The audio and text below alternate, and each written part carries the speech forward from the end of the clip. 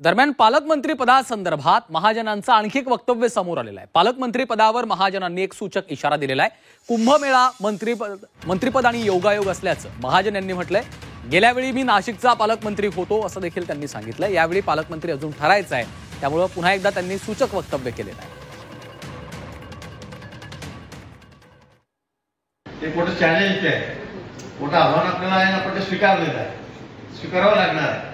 गेल्या वेळी कुंभमध्ये योगायोग असा की कुंभमेळ्यामध्ये मागच्या वेळेला माननीय देवेंद्रजी मुख्यमंत्री होते, यावेळेला ते मुख्यमंत्री आहे।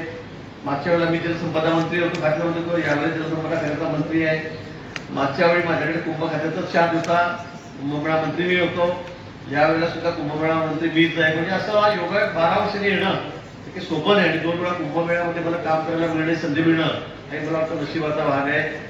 योगायोग आहे असं मला म्हणायला हरकत नाही, पण फक्त मागच्या वेळेला मी पालकमंत्री होतो, यावेळेला पालकमंत्री अजून डिक्लेअर अजून झालेलं नाहीये, काही हरकत आहे। तरी पण आपल्याला चांगलं काम या ठिकाणी करायचं आहे।